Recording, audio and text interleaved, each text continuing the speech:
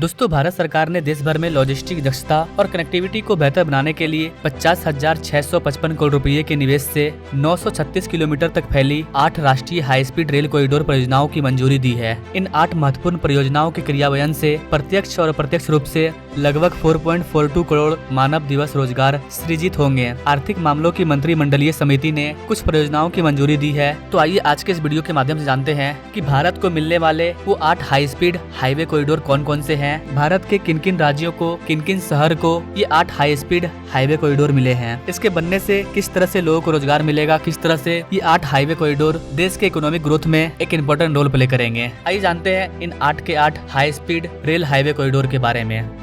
नमस्कार and welcome to all our affair, मैं विकास।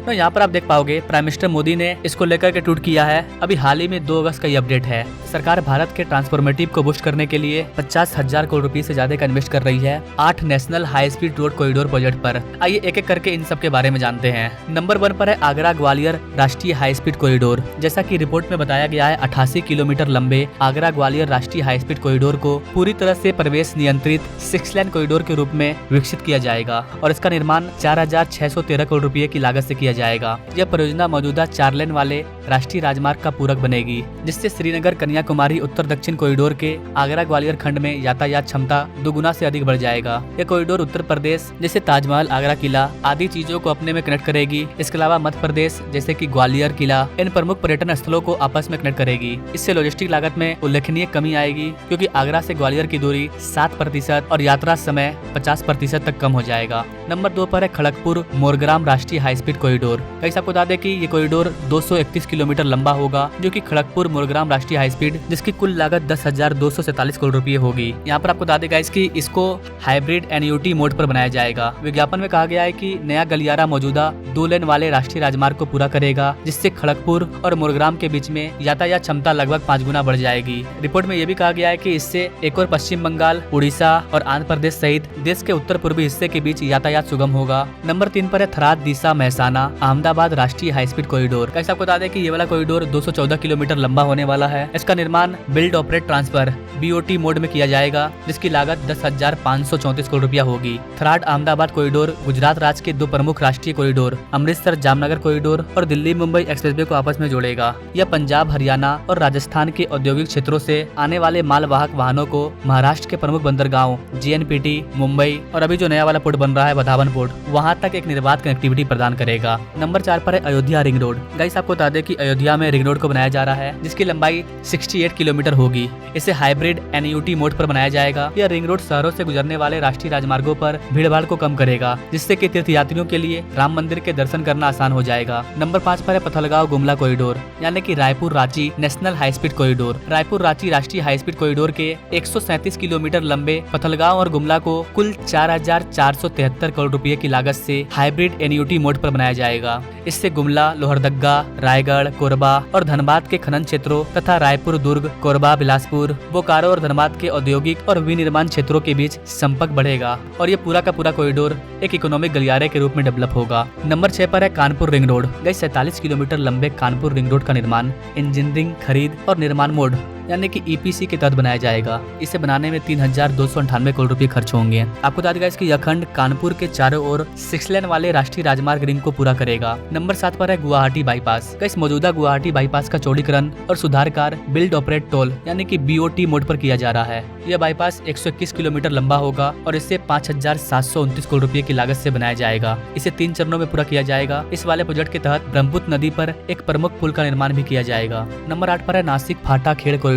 30 kilometre लंबा एलिवेटेड नासिक फाट खेड़ा कॉरिडोर। इसे बिल्ड ऑपरेट ट्रांसफर BOT आधार पर बनाया जा रहा है। एलिवेटेड कॉरिडोर पुणे और नासिक के बीच में चाकन, भोसरी और NH60 पर अन्य औद्योगिक केंद्रों के माध्यम से यातायात को निर्बाध हाई स्पीड कनेक्टिविटी प्रदान करेगा। यह कॉरिडोर पिंपरी चिंचवाड़ के आसपास के व्यापक भीड़भाड़ को कम करेगा। गाइस कोई भी देश हो, उसकी आर्थिक समृद्धि और उसके नागरिक के जीवन की गुणवत्ता में सुधार के लिए बुनियादी ढांचे का विकास करना बहुत इंपॉर्टेंट है। अब जितने भी डेवलप कंट्री में चले जाइए, वहाँ पर आपको गजब का इंफ्रास्ट्रक्चर देखने को मिलेगा। वहाँ पर इस तरह के अच्छे अच्छे इंफ्रास्ट्रक्चर को बनाया गया है, तब जाकर के वो कंट्री डेवलप कंट्री बने हैं। ऐसा नहीं है कि वो पहले डेवलप कंट्री बने हैं फिर जाकर के बुनियादी ढांचे को तैयार किया गया है, ऐसा नहीं है। हमें पहले बुनियादी ढांचे को तैयार करना होगा जिससे कि आम लोगों की लाइफ और आसान हो जाएगी। अब कुछ लोग बोले हैं कि इतने बड़े बड़े प्रोजेक्ट तो मिले, लेकिन इसमें जो छोटे राज्य हैं, जो कमजोर राज्य है, उनको ये प्रोजेक्ट नहीं मिला। तो गाइस यहाँ पर मैं आपको बताना चाहूंगा, छोटे राज्यों को इस तरह के प्रोजेक्ट की जरूरत है ही नहीं।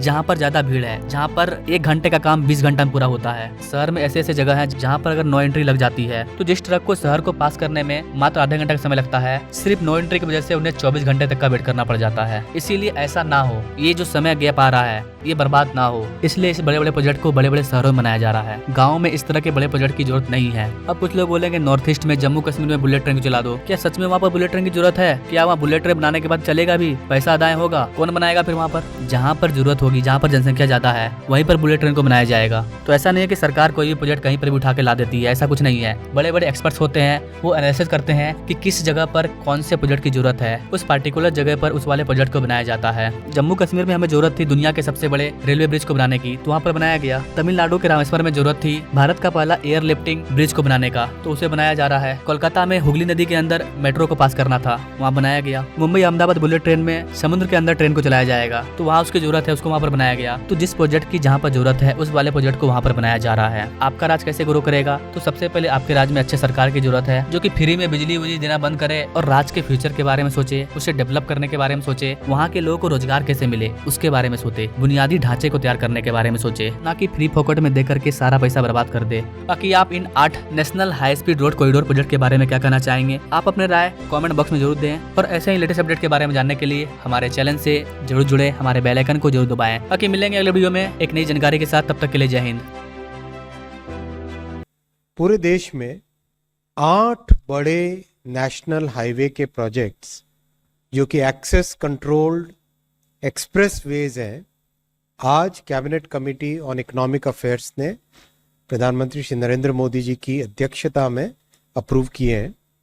ये प्रोजेक्ट्स 935 किलोमीटर की टोटल लेंथ के हैं और इसमें 50,000 करोड़ रुपए का इन्वेस्टमेंट होगा। 50,000 करोड़ रुपीस का इसमें इन्वेस्टमेंट होगा।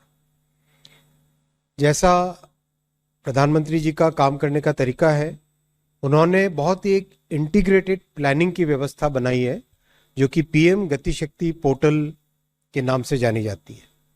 इसमें देश भर में जहां पर भी ट्रांसपोर्टेशन की रिक्वायरमेंट है और जो देश भर में जो एग्जिस्टिंग इंफ्रास्ट्रक्चर है, उन दोनों को हार्मोनाइज करके और कहां पे नए प्रोजेक्ट बनने चाहिए वो व्यवस्था उस पोर्टल में है।